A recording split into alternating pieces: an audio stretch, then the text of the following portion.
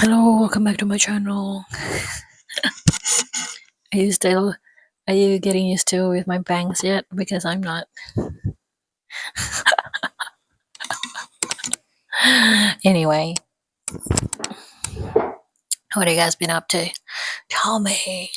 If you guys are new here, I talk here every Wednesday 7 p.m. and maybe on other days I will have different kind of videos. Maybe not. But every Wednesday 7 p.m. I'll be here for this year 2025. So if you're here, welcome. We'll just chat and whatever that comes into my mind and just hang out. It's nothing deep, no deep. What do I want to talk about today? I don't know. So when I was still in a deep dark place, I basically just listened to a lot of evangelical sermons online.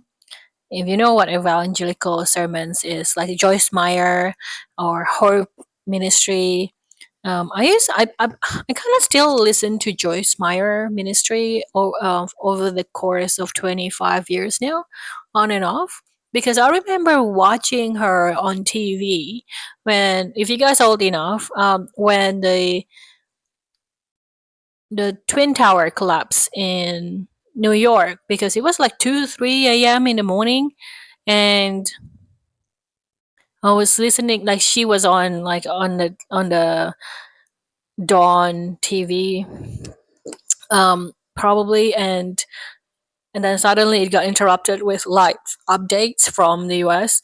And yeah, so that's why I remember, like, I was still watching her 25 years ago when the Twin Tower collapsed, and I was watching the collapse live on TV from Australia, Sydney. And I mean, like, they don't really come true, but I feel like listening to hopeful sermons, these evangelical sermons, really, it kind of keep me on my toes, and it kind of keep me to keep going. It doesn't, like, I'm not a Christian per se. I'm not, but I don't have anything against it either, because I predominantly grew up Christian. I grew up Catholic. I was in Catholic school all throughout my life. Up until high school, and I didn't go to a Catholic university though. I just went to a secular one. But I was probably religious, but not never become extreme about it. I was just like it's somewhere to go every week. Every weekend just went to church to go to a mass, because I grew up with a Catholic school, so you go to a mass. And it's also like a place. I think like religion is about community at the end of the day, is where you just hang out with your friends. And but as time goes by and as I grew up, I feel like it was just a lot more natural for me to grow out of it, to grow out of the principles. As you know, I was watching a lot more contents about, like, even this, like back in the 2000s and stuff. You read about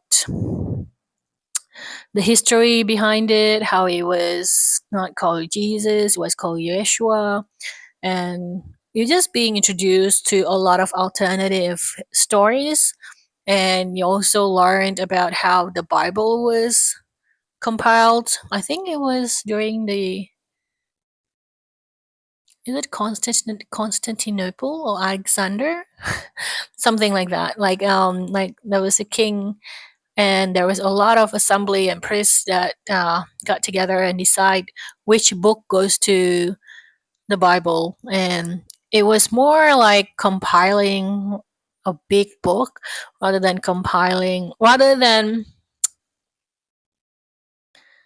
a divine mission. It was more like a government project, from what I heard about how it comes about. So, when I saw it from that perspective, I still believe in God, but I don't necessarily believe in the religion. Feel like I don't necessarily believe in what's being preached especially by men. So maybe that's why I'm still sticking by like Joyce Meyer sometimes. Even though like I don't particularly engage or I don't particularly go deep into her teaching as much, but her general teaching is very good. Like if you take like the God aspect out of it, if you just change the word God to universe, it can be applied to a lot of things. Like you can, it's good advice, most of it. So I think her teaching is still good. It's just like she's into God, so so it just comes through from that filter. So I think as a teacher, I really find her to be reliable. It's pretty consistent and honest. And I think like she also has a lot of lessons that she needs to go through still. And that feeling of the fact that she's still learning and she's still in it, I think come across really well with her followers, because it just comes across as honest rather than as someone that's trying to maintain a perfect image. And she never ever tried to do that. But yeah, I was listening to a lot of evangelical speeches when I was like in the dump, like what 11 years ago, when I was just starting out at my society6.com/Valerie. Like they're always preach you the same thing. Basically, they're basically saying you don't have to worry about anything. God will basically get you through this trial of your life. 11 years later, still here, and it will always going to be to your favor. You know, the very cliche sayings. Like I remember like going to one of those evangelical sermons in real life, and it was a bit odd for me. I don't think I'm meant for evangelical Christian life. There is a cult like element that I don't particularly like. Of course, like I don't know if if I'm the right person to do that, to say that, because I feel like I'm following the self help industry in a cult way manner as well. So I mean, like I'm probably doing the same as these believers, but just in a different setting. So I guess like I can't really criticize them at all. But the premise across these believers and these speeches and these preachings are the same. You just have to believe in God and they can do and move mountains for you. So you just have to have a deep belief. And I think one of the thing that I'm trying to implement these days, because like you can just change the word God to universe and it's practically going to be the same teachings at the self-help industry or your personal development consultant, your life coaching. So it's the same for me, okay, for me personally, it's the same. Like it's just basically worded differently using different vocabularies. But if you listen to it properly, it's the same. I think one of the sermon that got into me one time was when Joyce was talking about how she's the warrior and she's the type A personality and she's the one that is, worry this, worry that. Like when she was still growing her ministry in its infancy, when she was still in her 40s or 30s, all the bills was piling up, all problems were coming left and right center. She didn't know whether there was going to be enough money coming in to pay the bills. And she was saying, and her husband was just so relaxed, because if you know her sermons, you know that her husband Dave is the chill guy. He's the opposite of her, right? He's the one that is quite mellow and very opposite. Like if she's fire, he's water. He's like calm as a cucumber. So I remember her telling the story how Dave, her husband, was just saying to her, just cast your worries to God. That's what God says in the Bible. That's what I'm going to do. There is no need to waste your energy in worrying things. And it also, like, that also applies with other teachings in self development or other ancient texts, right? Like Worrying is basically praying for something bad to happen, because worrying is a form of worry. Sorry, worrying is a form of prayer. It's basically just praying for your bad thing to happen. It's like a faith on something bad going to happen. So it's just an opposite of hopeful or having faith. That's what my theory is, or that's what I got from it. And I remember like her getting really upset with the fact that her husband just say that to her, because she's the minister. She's the one that received the golden light and the golden um, deliciousness into her body that feels like, God's divinity is working through her. But it wasn't feeling like that. And I kind of understand when she mentioned something about the golden light, how it feels to have like a golden light being dripped from the crown of your chakra and then to the base of your spine. I think I have that experience once when I was in my 20s or something, but I can't remember. So I believed her when she said that, but I don't know like the significance of that in my life. I felt like it was just an event, but for her it was really life changing. I think that's when her ministry starting to come from. But if you listen to her life story is horrendous, but you have to go and check it out yourself. Like even if you're not a Christian, even if you're not religious, I think it's still worth listening to the story from a human perspective, especially as a woman. To have that type of turnaround is huge and massive. And I don't see her as a perfect leader by any means, and that's what makes her a really great leader. I know, like, I haven't really watched her in a long time, like maybe over a decade or something. But anyway, like, I just want to focus on the thing that he said, which was cast your worries. And I think I'm trying to implement that. I mean, like 12 minutes in, I found he's trying to say, basically, the whole point of this video is to get you to cast your worries to God, meaning like not worry so much and surrender whatever happens. But that's probably difficult. So, what I'm doing lately is just trying extremely hard not to think negatively or not to think the worst case possible, because I'm actually really steering my mind away from those things. And I feel like this is a new ability, or maybe it is not an ability, maybe it's a new um, crutch that I have in my head. But I couldn't do it in the past. In the past, when once I'm obsessed with the worst case possible scenario, it would just keep looping in my head, and I'm unable to let it go.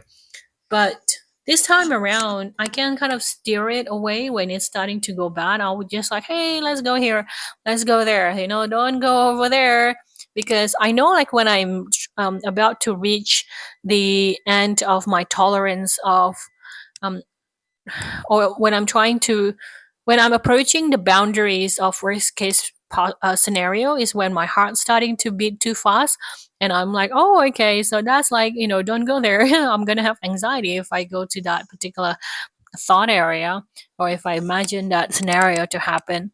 And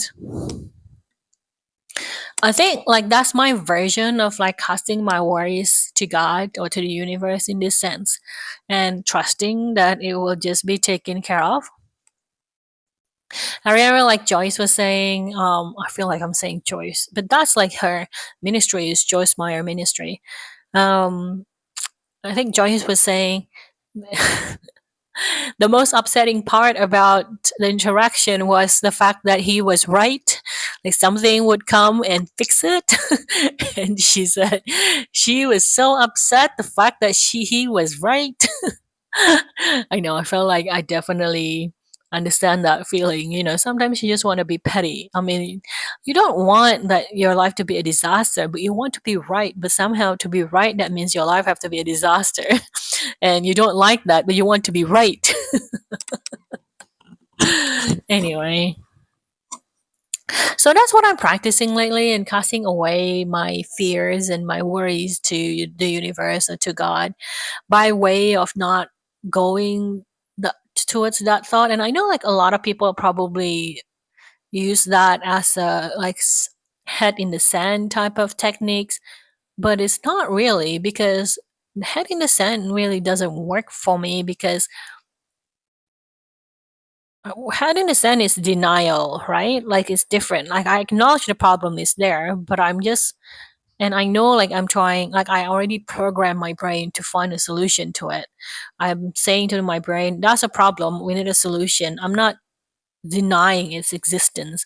I'm just not looking at it constantly. And I think that's the difference. It's like, yeah, it's a problem, but I don't have a solution for it right now. So I'm just going to let myself rest and like to kind of like distract myself from the problem so that I don't have a dysregulated system.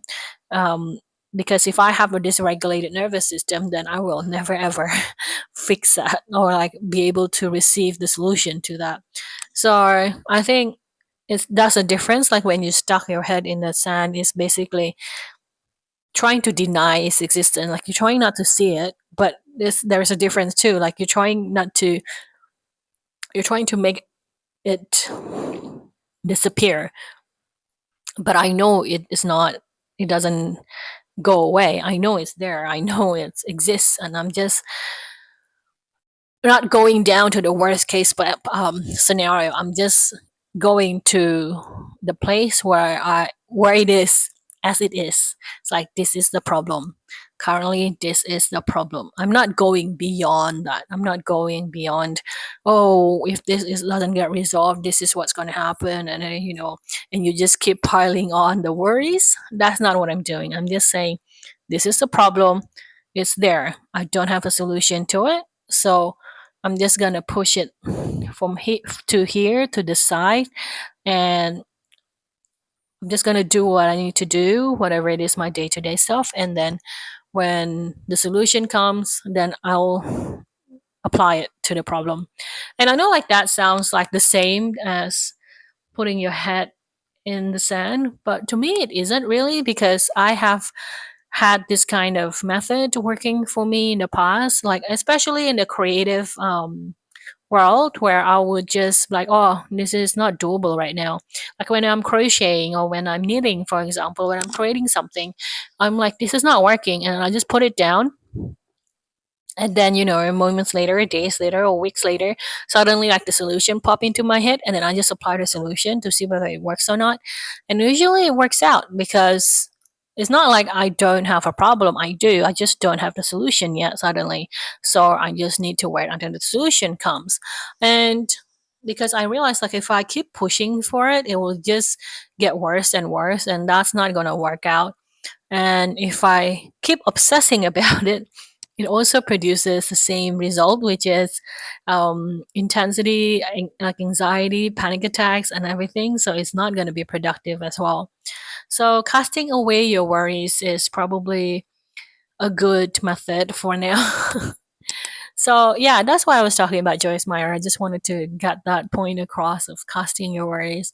Of course, like now, I think her ministry is in the like very big. Um, and I like the fact that she's also talking to women about it and everything. Her story is pretty intense, actually. So if you're a woman, and I'm not trying to recruit you to go to the Christian side of things, but it's more, and I think over the years, her ministry is also becoming more and more generic.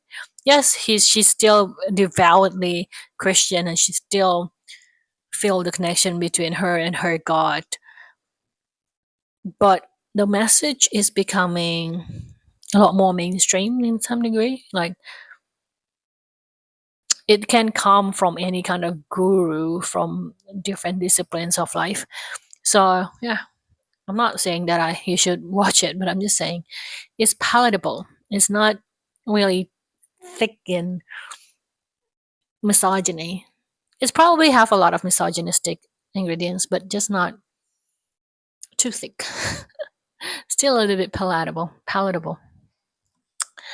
So yeah, so I just want to talk about that. Just want to talk about casting your worries.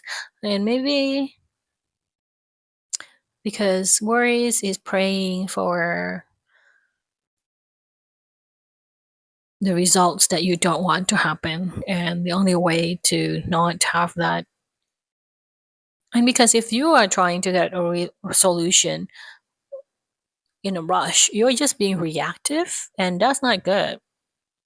Solution from reactivity usually is a waste of time, because what happens is that you just go around and then you have to come to the starting point and then you have to undo it, and then just a lot of energy, time, and sometimes money. So it's probably not worth it. It's probably better when you make decisions from calm waters, from calm feelings, from a cold head. Anyway, that's my jibber jabber chatters for today. Thanks for hanging out with me today, guys. My name is Valerie, and I'm a solopreneur, digital creator here on the internet. If you want to check out my works on the internet, go to the description box and see all the links. Bye, everyone.